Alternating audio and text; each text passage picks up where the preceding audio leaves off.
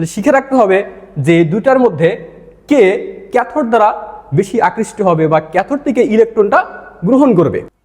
আসসালামু আলাইকুম my dear student, আজকে আমি তোমাদের সামনে অষ্টম শ্রেণীর বিষয় বিজ্ঞানের একটা অধ্যায় রাসায়নিক বিক্রিয়ার এই অধ্যায় সম্পর্কে একটা গুরুত্বপূর্ণ টপিকস তড়িৎ বিশ্লেষণ নিয়ে আমি আলোচনা করব। তো চলো তড়িৎ বিশ্লেষণ কি এবং এটা কিভাবে করা হয় এ সম্পর্কে আমরা বিস্তারিত জেনে নিই। চলো প্রথমে আমরা শিখব তড়িৎ বিশ্লেষণ কি।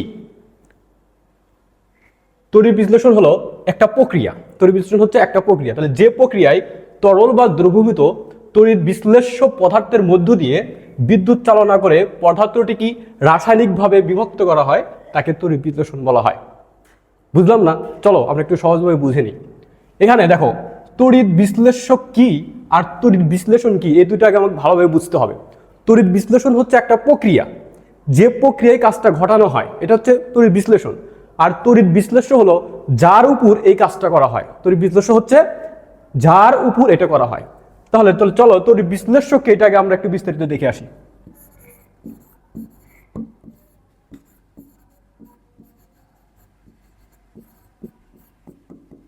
তড়িৎ বিশ্লেষ্য হলো এই তড়িৎ বিশ্লেষণ যার উপর ঘটানো হয় তাকে তড়িৎ বিশ্লেষ্য বলা হয়। এটা একটা পদার্থ হতে পারে, যেমন ধরো সোডিয়াম ক্লোরাইড, এই একটা পদার্থ বা একটা লবণ।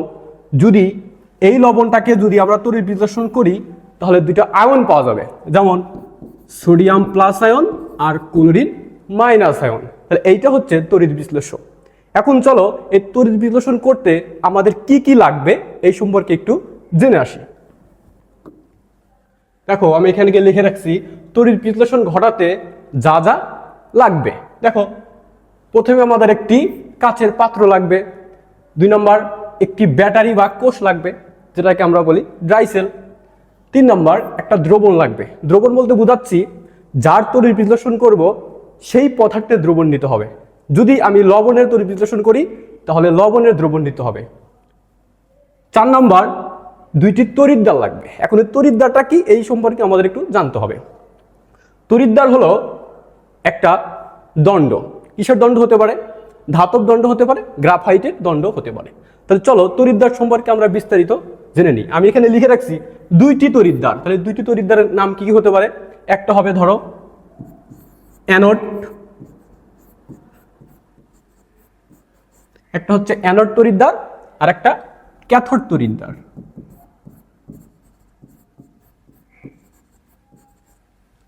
তাহলে 2টা তড়িৎদ্বারের নাম আমরা জেনে গেলাম, একটা অ্যানোড তড়িৎদ্বার, একটা ক্যাথোড তড়িৎদ্বার।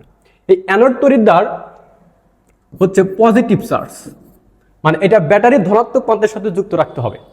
আর যেটা ক্যাথোড তড়িৎদ্বার এটাকে আমরা ব্যাটারির ঋণাত্মক প্রান্তের সাথে যুক্ত রাখবো। এখন এই অ্যানোডে কি হয় আর ক্যাথোডে কি হয় এই সম্পর্কে আমাদের একটু জানতে হবে। অ্যানোড যেহেতু নিজে ধনাত্মক, এ দ্রবণে থাকা ঋণাত্মক আয়নকে আকর্ষণ করবে। তাহলে দ্রবণের যে ঋণাত্মক আয়নগুলো থাকবে তাদেরকে আকর্ষণ করবে। তাহলে আকর্ষণ করবে কাদেরকে? লিখে রাখি আকর্ষণ। দ্রবণে থাকা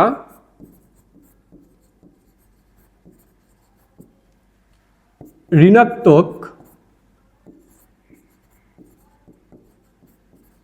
আয়নকে আকর্ষণ করবে।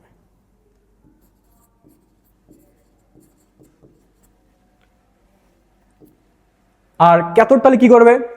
যেহেতু নিজে নেগেটিভ তাহলে দ্রবণে থাকা পজিটিভ আয়নকে আকর্ষণ করবে। তাহলে এবার চলো আমরা তড়িৎ বিশ্লেষণ করা শুরু করে দিই। দেখো আমি এখানে লিখে রাখছি জলীয় দ্রবণে সোডিয়াম ক্লোরাইড বা খাবার লবণের তড়িৎ বিশ্লেষণ। অথবা প্রশ্নটা এইভাবে আসতে পারে যে সোডিয়াম ক্লোরাইড দ্রবণের তড়িৎ বিশ্লেষণ। তাহলে এই তড়িৎ বিশ্লেষণ করার সময় আমাদের একটা চিত্র আঁকাতে হবে। তাহলে চিত্রটা চলো আমরা দেখে নিই। দেখো এর আগে আমরা শিখাচ্ছিলাম প্রথমে কি লাগবে, আমাদের একটি কাচের পাত্র লাগবে। তাহলে আমরা একটা কাচের পাত্র অঙ্কন করি। চলো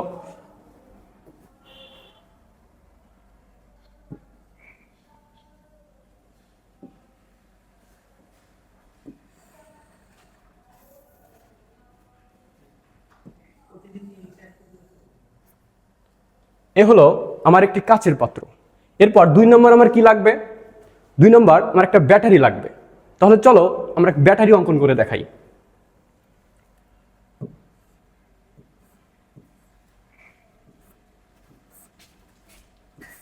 আমরা সবাই জানি ব্যাটারির দুইটা প্রান্ত থাকে, একটা ধনাত্মক প্রান্ত, একটা ঋণাত্মক প্রান্ত। চলো আমরা ব্যাটারির দুইটা প্রান্ত আঁকা ফেলি, একটা প্লাস একটা মাইনাস। এখন এই ব্যাটারির সাথে আমরা কি করব, তড়িৎদ্বার যুক্ত করব, দুইটা তড়িৎদ্বার যুক্ত করব। আমরা আগে শিখে আসছি অ্যানোড যে তড়িৎদ্বারটা হবে সেটা ব্যাটারির ধনাত্মক প্রান্তের সাথে যুক্ত করতে হবে। তাহলে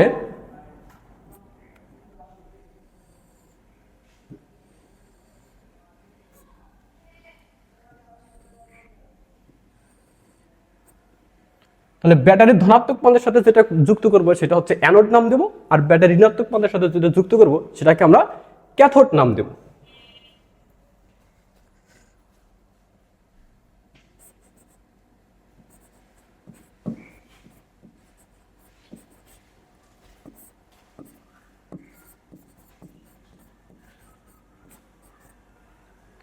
এখন কথা হচ্ছে এই যে কাচের পাত্র নিলাম এবং একটা ব্যাটারি নিলাম, ব্যাটারির সাথে আমরা দুটো তড়িৎদ্বার ঝুলাই দিলাম।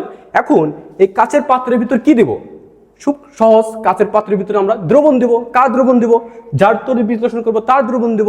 কার তড়িৎ বিশ্লেষণ করতেছি, সোডিয়াম ক্লোরাইডের তড়িৎ বিশ্লেষণ করব। তাহলে এই দ্রবণের ভিতর আমার কি দিতে, সরি এই পাত্রের ভিতর আমার কি দিতে হবে, সোডিয়াম ক্লোরাইডের দ্রবণ দিতে হবে। তাহলে চলো আমরা সোডিয়াম ক্লোরাইডের দ্রবণ তৈরি করি। দেখো সোডিয়াম ক্লোরাইড জলীয় দ্রবণ বলতে বোঝাচ্ছে যে এটা পানির মধ্যে আছে, তাহলে এর ভিতর লবণও আছে পানিও আছে। সোডিয়াম ক্লোরাইড ভেঙে যাবে, ভেঙে যায় দুইটা আয়ন দিবে। কি কি আয়ন দেবে বলো তো? আমরা সবাই জানি সোডিয়াম প্লাস এবং ক্লোরিন মাইনাস, এই দুটো আয়ন দেবে। আর ওই দ্রবণের ভিতর যে পানিও আছে সে পানিটাও সামান্য পরিমাণে কি হবে, ভেঙে যাবে, পানিও ভেঙে যাবে। এখন বলতে পারো যে এখানে উভয়মুখী চিহ্ন কেন দিলাম, যেহেতু এটা সামান্য পরিমাণে ভেঙে যাবে তাই আমি এখানে উভয়মুখী চিহ্ন ব্যবহার করেছি। এখানেও দুটো আয়ন তৈরি হবে, একটা প্লাস এইচ প্লাস, একটা ওএইচ মাইনাস। তাহলে আমি দেখতে পাচ্ছি যে সোডিয়াম ক্লোরাইডের দ্রবণ বলতে বোঝাচ্ছে চারটা আয়ন। তার মানে এই পাত্রের ভিতরে আমার কয়টা আয়ন থাকবে, চারটি আয়ন থাকবে। তাহলে চলো এই চারটি আয়নকে আমরা এই কাচের পাত্রের ভিতর নিয়ে যাই। অর্থাৎ সোডিয়াম ক্লোরাইডের যখনই দ্রবণের কথা বলবো তখনই বুঝতে হবে যে এই দ্রবণের ভিতরে চারটা আয়ন আছে, একটা লবণের দুইটা আয়ন আর পানির দুইটা আয়ন। তার মানে এখানে কি কি আয়ন আছে, সোডিয়াম প্লাস, প্লাস আছে দুইটা, এইচ প্লাস, মাইনাস আছে দুইটা, ক্লোরিন মাইনাস, ওএইচ মাইনাস। এখন কথা হচ্ছে এই চারটা আয়ন কোথায় যাবে, দুইটা তড়িৎদ্বারে যাবে, দুইটা তড়িৎদ্বারে যাবে। এখন বুঝতে হবে এই চারটা আয়নের ভিতরে কে কে তড়িৎদ্বারে যেতে পারবে আর কারা কারা যেতে পারবে না। তাহলে চলো আমরা একটু শিখে নিই কারা কারা যেতে পারবে। দেখো এই অ্যানোড যে দণ্ডরা আছে এ সবসময় আকর্ষণ করবে এই দ্রবণে থাকা ঋণাত্মক আয়নগুলোকে। কাদেরকে আকর্ষণ করবে, ঋণাত্মক আয়নগুলোকে। অর্থাৎ দ্রবণে থাকা ঋণাত্মক আয়নগুলো অ্যানোড দ্বারা আকৃষ্ট হবে। আমি এইভাবে বলতে পারি যে দ্রবণে থাকা ঋণাত্মক আয়নগুলো অ্যানোড দ্বারা আকৃষ্ট হবে, একে অ্যানায়ন বলা হয়। তাহলে এই ঋণাত্মক আয়নগুলোকে আমি একটা নাম দিতে পারি, কি বলতো, অ্যানায়ন। অর্থাৎ যে আয়নগুলা অ্যানোড কর্তৃক আকৃষ্ট হয় তাকে নাম দিতে পারি অ্যানায়ন। তাহলে ক্যাটায়ন কাকে বলা হবে, ক্যাথোড কর্তৃক যে আয়ন আকৃষ্ট হবে তাকে আমরা বলতে পারি ক্যাটায়ন। তাহলে ক্যাথোড কর্তৃক কোনগুলো আকৃষ্ট হবে, দেখো পজিটিভ চার্জগুলা, কারণ এর নিজে হচ্ছে নেগেটিভ, তাহলে আকর্ষণ করবে কাদেরকে, দ্রবণে থাকা পজিটিভ চার্জকে। তাহলে আমরা ক্যাটায়নে শিখে গেলাম, দেখো আমরা ক্যাটায়নে শিখে গেলাম, অ্যানায়নে শিখে গেলাম। কিন্তু আমাদের এখন একটু প্রবলেম ফেস করতে হবে। প্রবলেমটা হচ্ছে এই অ্যানোডে এই নেগেটিভ চার্জের যে কোনো একটা যাবে, দুইটা যেতে পারবে না। তাহলে এই দুইটার মধ্যে নেগেটিভ চার্জ তো আমার এখানে দুইটার মধ্যে কে আগে যাবে? তাহলে দেখতে পারতেছি দুইটাই হচ্ছে নেগেটিভ চার্জ। তাহলে এই দুইটা নেগেটিভ চার্জের ভিতরে যে কোনো একটা অ্যানোডের দিকে যাবে। এখানে দুইটা পজিটিভ চার্জ, সেই দুইটা পজিটিভ চার্জের মধ্যে যে কোনো একটা ক্যাথোডে যাবে। তাহলে আমাদের বুঝতে হবে কে যাবে আর কে যাবে না। এখানে আরেকটা কথা তোমার জেনে রাখতে হবে যে অ্যানোডে ইলেকট্রন ত্যাগ হয়। অ্যানোডে কি হয় বলো তো? ইলেকট্রন ত্যাগ হয়। তাহলে চলো আমরা একটু ছোট্ট করে লিখে রাখি যে অ্যানোডে কি হয়। অ্যানোডে ইলেকট্রন ত্যাগ হয়। এখানে কি হবে? ইলেকট্রনের ত্যাগ হবে। তাহলে ক্যাথোডে কি হবে? ইলেকট্রন গ্রহণ হবে।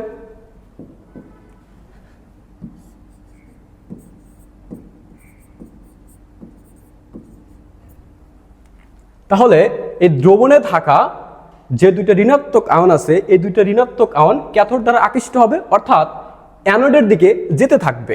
কোথায় যেতে থাকবে বলতো? অ্যানোডের দিকে যেতে থাকবে, অর্থাৎ ধাপিত হবে অ্যানোডের দিকে। কিন্তু অ্যানোডে ইলেকট্রন ত্যাগ করবে কোন আয়নটা? যে কোনো একটা আয়ন ত্যাগ করবে। এখন কে ত্যাগ করবে? দেখো এখানে ক্লোরিন এবং OH আয়ন আছে। এই দুটার মধ্যে ক্লোরিনের ঘনমাত্রা বেশি থাকার কারণে এই ক্লোরিন কি করবে? আগে ইলেকট্রন ত্যাগ করবে, অর্থাৎ ক্লোরিন আয়নের ইলেকট্রন ত্যাগ করার প্রবণতা বেশি OH এর চেয়ে। তাহলে OH নিচে থেকে যাবে, পাত্রে থেকে যাবে, আর ক্লোরিন অ্যানোডে গিয়ে ইলেকট্রন ত্যাগ করবে। তাহলে চলো অ্যানোডে ইলেকট্রন কিভাবে ত্যাগ করে এই বিক্রিয়াটা আমরা একটু দেখে নিই।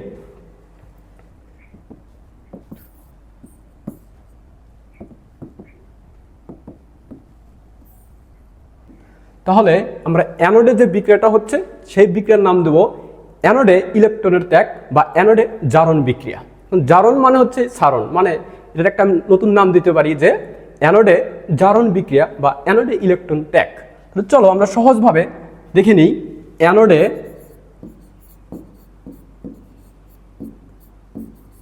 ইলেকট্রন ত্যাগের বিক্রিয়া।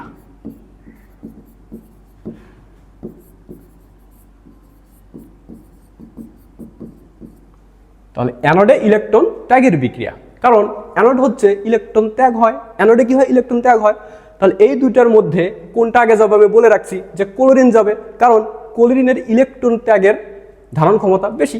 তাহলে OH দ্রবণের থেকে যাবে, ক্লোরিন চলে যাবে। তাহলে ক্লোরিন কি করবে?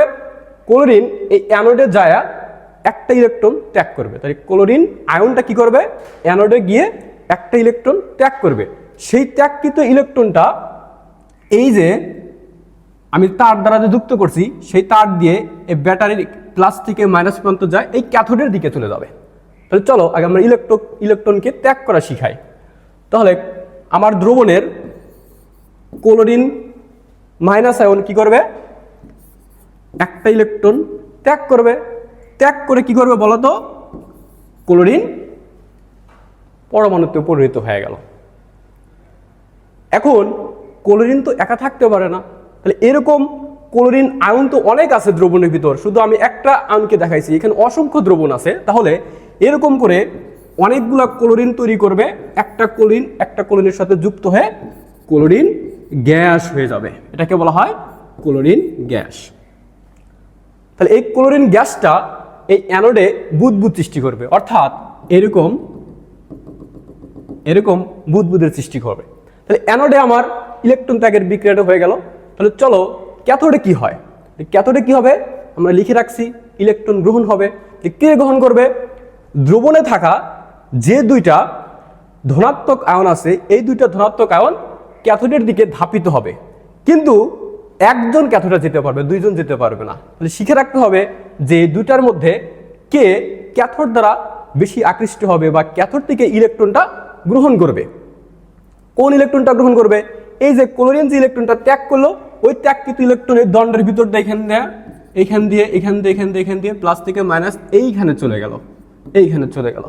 ওই ইলেকট্রনটা এই দ্রবণে থাকা ধনাত্মক আয়ন দুইটার মধ্যে যে কোনো একটা কি করবে? গ্রহণ করবে। তাহলে কে গ্রহণ করতে পারবে? দেখো সোডিয়াম প্লাস এবং H+ এর মধ্যে H+ এর ইলেকট্রন গ্রহণ করার প্রবণতা বেশি। তাহলে H+ কি করবে বলতো? ওই ক্যাথোড হতে ওই ইলেকট্রনটাকে গ্রহণ করবে, গ্রহণ করে হাইড্রোজেন গ্যাসে পরিণত হবে। তাহলে চলো ক্যাথোডে ইলেকট্রন গ্রহণের বিক্রিয়াটা আমরা দেখে নিই।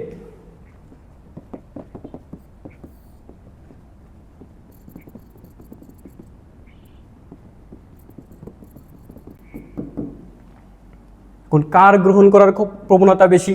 আমরা একটু আগে বললাম যে হাইড্রোজেনের বা H+ আয়নের ইলেকট্রনের গ্রহণ করার প্রবণতা সবচেয়ে বেশি।